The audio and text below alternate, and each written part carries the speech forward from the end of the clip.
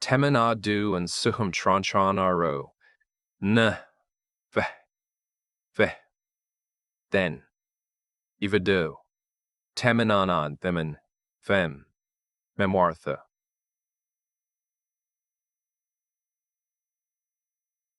Thing. 31 years reduced to 11 pages of legal language and a signature line with my name printed beneath it. I made coffee. I watched the morning news. I fed the dog.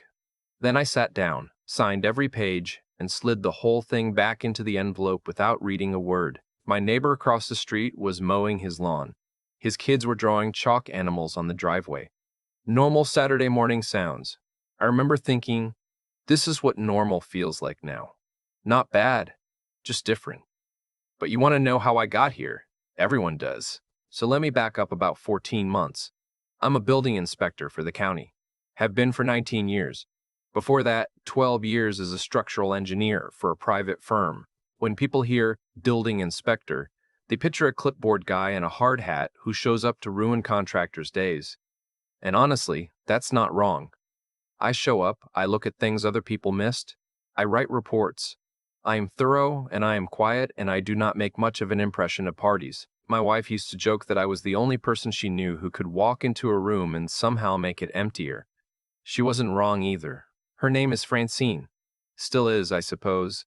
She kept her married name, which I find a little ironic given everything. We met when I was 34 and she was 31.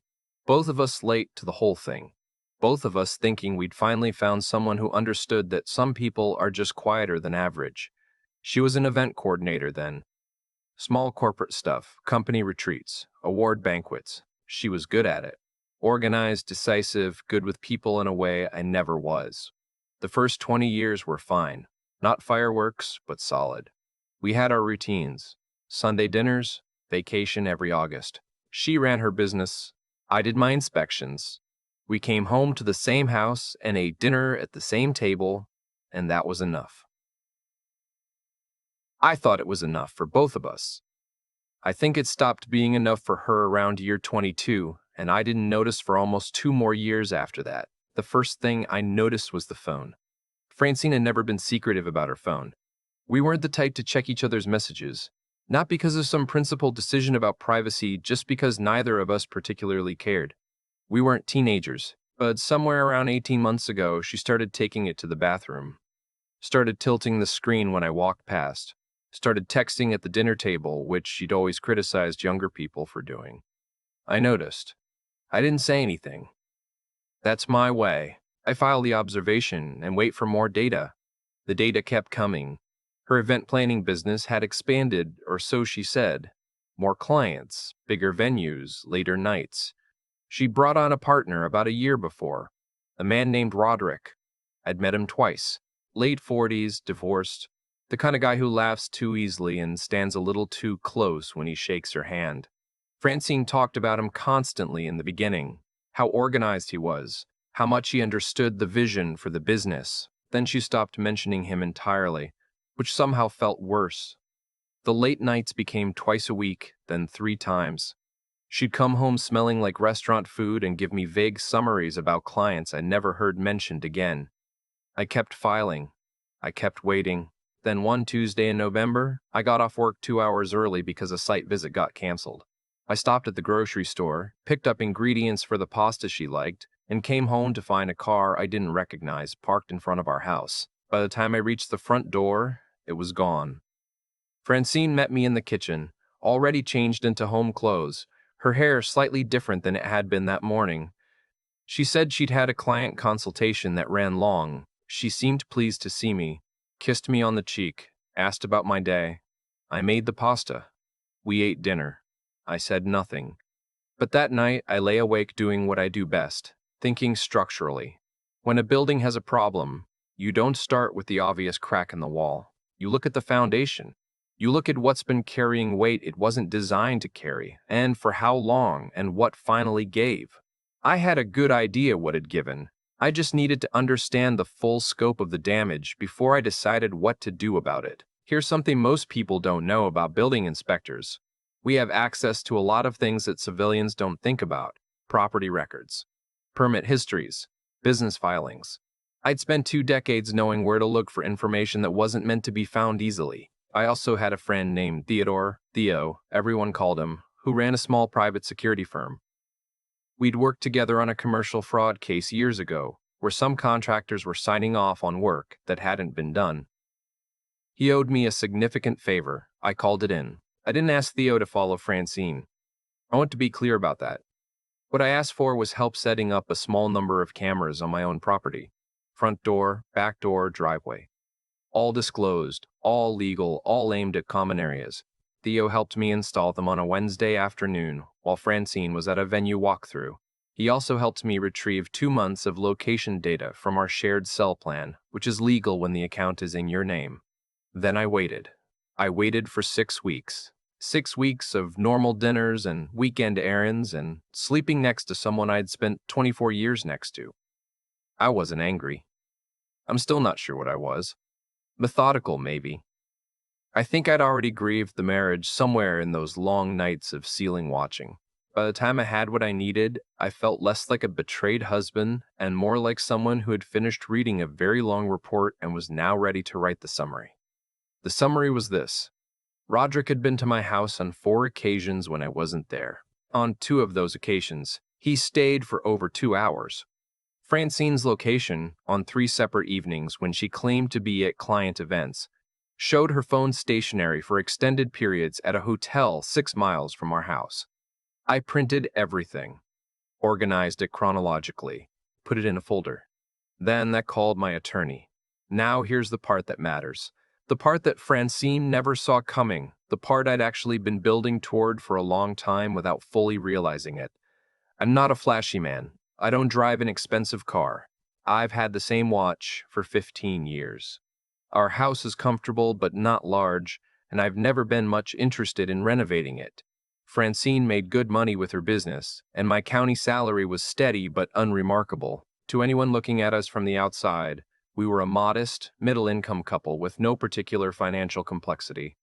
That was not accurate. When I was 41 years old, I was part of a small team that developed a structural load monitoring patent, a system for tracking stress fractures in commercial buildings in real time. The technology was ahead of its time, and we sold the patent to a construction technology company for what seemed like a reasonable sum in 2009. What none of us anticipated was that the underlying algorithm would end up being used in about 30% of new commercial construction in the country within a decade. I had been receiving quarterly royalty payments ever since. I had never told Francine. This is the part where people always say, "Isn't that dishonest?" And I understand the argument. But here's my honest answer. I grew up without money in a house where money caused most of the damage. I made myself a rule early on that whatever I accumulated quietly, I would keep quietly, separate from anything that could be contested or leveraged or used against me. The money sat in accounts that predated our marriage, structured through a small LLC I'd set up on the advice of the attorney who handled the original patent sale. I did not hide it with malicious intent. I protected it the way you protect anything structural, before the load gets applied. By the time I filed for divorce, those accounts held a little over $2.8 million. Francine knew nothing about them. I moved out on a Thursday, not dramatically. I had already rented a small furnished apartment near my office, moved my essentials over the previous weekend while she was visiting her sister. I left a note on the counter that said, "I've retained an attorney. You'll be hearing from her. There's food in the refrigerator. Take care of yourself." Francine called me 40 minutes later. Then 12 more times that afternoon. I let them go to voicemail. The calls stopped around 10 that night. At midnight, I got a single text. "I know I hurt you. Can we please talk?" I typed back, "We'll talk through counsel." What followed was 3 months of exactly the kind of legal process I had prepared for. Francine's attorney tried several angles: dissipation of marital assets, concealment of income, the usual. But the royalty accounts were structured cleanly. The LLC predated the marriage by 6 years. The payments had been regular and documented and consistently taxed.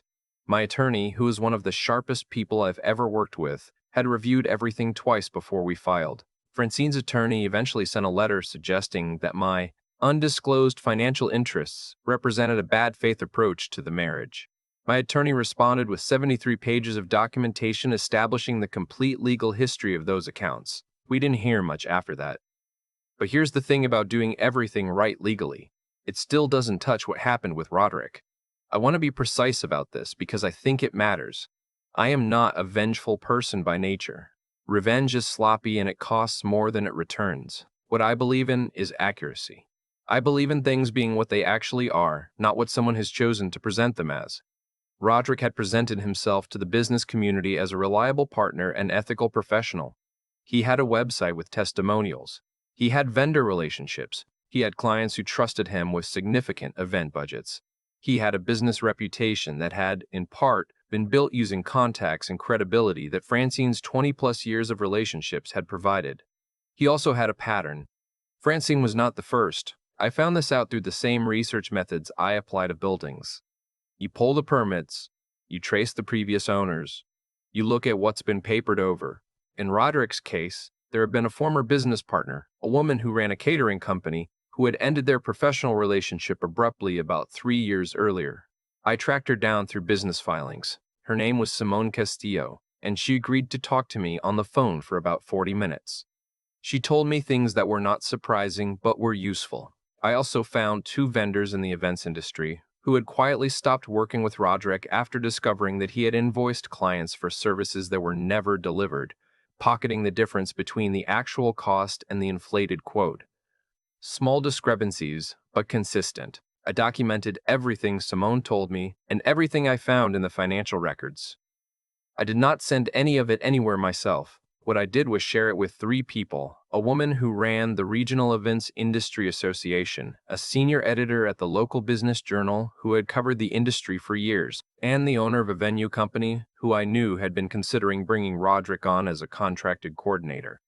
I didn't ask any of them to do anything. I just said, here is some information I thought you should have. What you do with it is entirely your business. What they did with it was considerable. The venue company owner dropped Roderick before any contract was signed and told 2 colleagues why. The business journal editor had been looking for a thread on billing practices in the events industry for months. This gave her one. The industry association launched a quiet review of vendor compliance for members.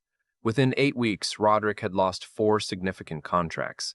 His business listing quietly disappeared from the association directory. He left town by spring, which I only know because a mutual contact mentioned it in passing. I did not feel satisfied exactly. I felt accurate. There's a difference. Francine and I spoke in person exactly once before the divorce was finalized. Her attorney requested a brief settlement conversation, and I agreed to it, partly because my attorney thought it might clear up a few remaining property questions, and partly because I thought it was the right thing to do. We sat across from each other at a conference table. She looked tired. I probably did too. She said, I never thought you'd fight this hard. I said, I know. She said, I thought you didn't care about any of it. The money, the house.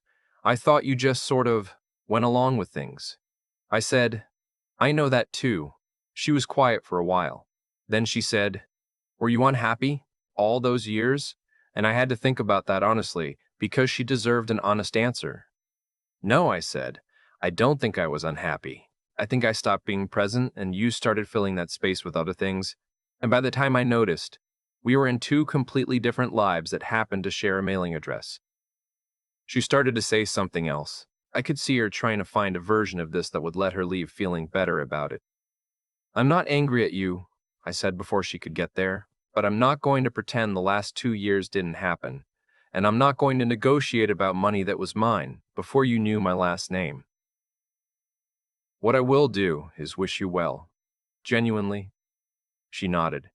She didn't cry. I respected that. We shook hands, which struck us both as slightly absurd, and then we went back to our respective attorneys and finished the paperwork. The house is mine. I kept it, which surprised people who thought I'd want to sell it and leave the memories behind, but I've always thought that was backwards thinking. Running from a structure because of something that happened inside it. The structure didn't do anything wrong. I repainted the kitchen, put in new tile in the upstairs bathroom. Small projects. The kind of work I understand. My attorney called me about 2 months after the final decree to tell me that Francine had filed a motion for reconsideration of asset division. Her new attorney had apparently told her there might be grounds to revisit the royalty accounts. My attorney told me with a certain amount of professional satisfaction that the motion would likely be dismissed within 60 days. It was dismissed in 41. I still do my inspections, still show up to job sites in the morning with a clipboard and a hard hat and walk through buildings that other people designed and built, looking for what they missed. There's something I've always liked about that work. Not the power to fail things, which some inspectors seem to enjoy too much, but the precision of it. The job is to see clearly, to say what's there and what isn't, to not be fooled by a nice coat of paint over a compromised beam. I'm not seeing anyone. I don't have particular plans to. My daughter, she lives in Portland, teaches high school biology, called me after the divorce was finalized and said, "Dad, are you okay?" And I told her the same thing. I'm telling you now, I'm fine. I'm genuinely fine. Not the kind of fine that means I'm suppressing something. The kind of fine that comes from having looked at a hard thing directly and dealt with it cleanly and come out the other side with your integrity intact and your finances in order. And a freshly tiled bathroom. That night after I mailed back the signed decree, I sat on the back porch with a beer and watched the neighbor kids finish their chalk drawings before dinner. A whale. An elephant. Something that was maybe a dragon or possibly a very ambitious dog. The light was going gold the way it does in late October, low and soft and a little sad. I thought about the 24 years. Not the end of them, but the good parts. And there were good parts, a lot of them. I thought about the early trips we took when we were still learning each other, the way she laughed at things I said that nobody else thought were funny. The January we both had the flu at the same time and spent 4 days watching old movies, being miserable together and somehow coming out of it closer than before. It's possible to grieve something and still be glad you had it. It's also possible to be taken advantage of for years and still not let that be the defining story. The defining story, if I have to pick one, is this. I am a man who paid attention, who kept records, who knew what he had and protected it, who, when it was time to act, acted precisely and without theatrics and left nothing important behind. I collected garbage once, actually. Not professionally, just one summer in college when the regular job I'd lined up fell through and I needed the money. Hard work. Early mornings. People treated you like part of the street furniture. But you'd be surprised what you learn about a neighborhood when you're invisible in it. When people look right through you on their way to more important things. I've always found it useful, being underestimated. I finished my beer. I brought the bottle inside. I washed the dishes, dried them, put them away. Tomorrow I had 3 site inspections and a report due by end of day. Normal work. Necessary work. The kind that keeps things from falling down. I went to bed at 10 and slept straight through until 6. I've thought a lot about why people assume quiet men won't fight back. I think it's because fighting back in most people's minds looks like a certain thing. It looks loud, it looks immediate, it looks like someone losing control in a parking lot or sending an unhinged message at 2 in the morning. And when a quiet man doesn't do those things, the people watching, and the people who wronged him, decide he's not going to do anything at all. That assumption is the most expensive mistake Francine ever made. What I've come to understand about myself, looking back at those 14 months, is that I didn't get through it because I'm cold or unfeeling. I got through it because I was willing to be honest with myself before I was willing to be honest with anyone else. I sat with what was happening. I let it be real. I didn't construct a story where I was blameless or where Francine was a monster. I just looked at what was actually there. A marriage that had been hollow for longer than either of us wanted to admit, and a woman who had chosen a dishonest way out of it. There's a version of this story where I confronted her the night I found out, where I said something I couldn't take back, started a fight I wasn't prepared to win, and walked away with nothing but the satisfaction of having expressed my feelings loudly. I've seen that version play out for other people. It rarely ends well. Instead, I waited. I documented. I made sure that when I moved from solid ground. That's not a cold thing. That's a disciplined thing. There's a difference. And Roderick, I want to say something about Roderick because I've had people ask if I feel bad about what happened to his business. Honestly, no. Not because I went looking to destroy him, but because what reached the people I spoke to was true. Every word. He had built a professional reputation using methods that weren't honest, and the people he built it with deserved to know. I didn't fabricate anything. I didn't exaggerate. I just made sure accurate information reached people who could use it. What they chose to do was their own decision. That's the thing about the truth. It doesn't need you to embellish it. It just needs you to stop protecting people from it. The hardest part of this whole thing wasn't the legal process or the discovery or even the night I moved out. The hardest part was accepting that I had spent years being present in body and absent in every way that mattered, and that absence had consequences I didn't get to opt out of. I'm not saying what Francine did was my fault. It wasn't. But I'm also not going to pretend I was a perfect partner who was blindsided by an inexplicable betrayal. The marriage had been running on fumes for a while. We both knew it. Only one of us handled that honestly. I handled mine late, but I handled it. There's something worth holding on to in that, I think. The idea that it's never too late to start paying attention. To your finances, to your relationships, to the slow changes in people who are supposed to be your constants. Attention is not paranoia. Knowing what you have is not distrust. Protecting yourself is not selfishness. These are things I wish I'd understood at 35. I understood them fully at 52, which is late but not too late. The royalty checks still come in quarterly. The tile in the bathroom still looks good. My daughter calls on Sundays. That's enough. That's genuinely enough.